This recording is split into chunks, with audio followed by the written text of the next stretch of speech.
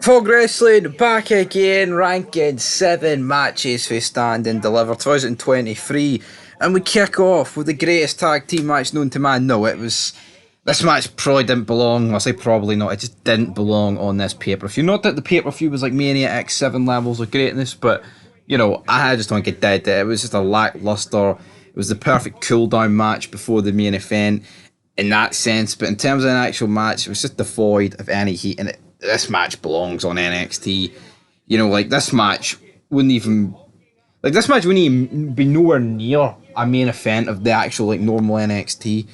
But again, it utilised its place, and it wasn't bad. It wasn't bad. Just no one cared about it, and it wasn't good. But I think that's credit to the show. Coming in at sixth place, we've got the other tag team title match. We have Gallus defeating the Creed brothers and Tony D and Stacks.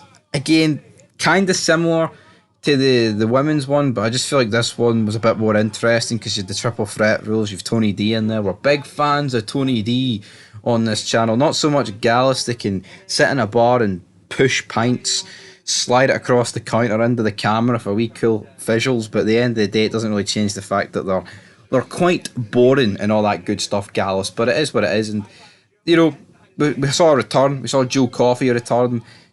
Booker T wanted to know who he was. Vic Joseph told him, and Booker T still didn't know who he is because guess what, guys? The Coffey brothers and Wolfpack aren't that good. They're not that well known. They can talk about Jockey Wilson, but that doesn't get them anything other than treble six here in the ranking. Next up, with Chase University against Schism. This match was on the pre-show. Again, with Duke Hudson, a predictable turn, but then you could argue very unpredictable that he actually turned back, which I did praise. I'm kind of on the fence now about it. Was it good because it was so predictable that they changed it or whatever? But I'm not really 100% sure, if I'm being honest. But in my opinion, Chase University was always going to lose this match. I thought they were always going to lose. I thought we were going to get the whole Gothic version of Chase University, which I think was pretty cool stipulation. But sadly, we didn't. But I like Chase University. But it's just weird that they lose every match, and then the one match you wouldn't, I think it actually suits them losing, they win. Coming in at fourth place, we've got the main event with Carmelo Hayes against Braun Breaker. Again, it wasn't really worthy of a main event spot. The build was lackluster. The match itself, it just had a weird vibe to it. The crowd really wasn't into it. Is that because, the crowd weren't really into the whole thing, but with especially not into this because of Rick Steiner's comments. Not really 100% sure, but again, we've already discussed it in the review and the fit itself. It's kind of stupid the way Trick Williams essentially has a major hand in costing Braun Breaker the title, but then at the end of the match, Braun Breaker's fine. He just passes the belt to Carmelo Hayes and walks off, so he didn't get screwed. Just very weird. Just very, very, very weird. I think it is only this sort of thing's only exclusive though to the developmental brand. So again, do you let it slide because it's NXT?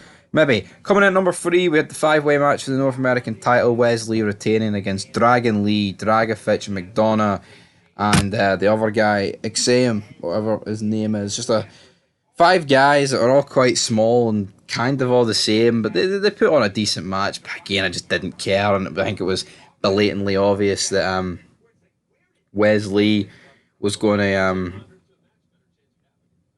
survive this match. He was going to win this match, and he did. And a couple of decent spots. There was Dragunov did a move, then he just lay on him his limp body. Don't know if it was Wesley he lay on, but it was just a bit of a weird spot. Next up though, we've got the unsanctioned match between Johnny Gargano and Grayson Waller. Again, you know what? I might have put this match top, but the outcome was not that good.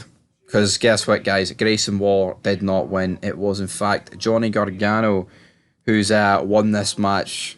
And it baffles me. Is it because Johnny Gargano is so far up Triple H and Shawn Michaels' shitter that they have to book him as the winner here? I don't know, but they're pushing Waller so much. He's in this feud with Shawn Michaels. Shawn Michaels is hand-picked Johnny Gargano, and I get it, right? See, sometimes in wrestling, the baby faces need to win against the heels, but Shawn Michaels was for how many times, right? Was Shawn Michaels in Survivor Series matches where he was the last man left, right? And he defied all the odds until he got to the last guy and he got screwed, right? Why can't we get something like that where you think Gargano's going to win, but in the end, the bastard heel Waller wins? But no, we didn't get that. And again, Sean, maybe look at Survivor Series 2003 and 5 for a wee bit of advice on next time when you're booking Grayson Waller and a face. But anyway, numero uno, the ladder match. I said it would probably be the worst match of the night due to its sloppiness. I was proved wrong with some good spots, good storytelling, and we had a change of champion. You know what? Probably Indy Hartwell deserves the belt, if we're being honest. But again, I don't think of everyone in the match, I would have gave it to her. But that's not to say it's an awful pick. I feel like, Tiffany or Gigi Dolan probably warrant it more than her, but I think she's won it here. She'll probably lose it soon, and then she'll get promoted to the main roster. I think is the future for her. But anyway, guys, that's it for Fog Racing. That is all the matches ranked, and until next time, peace.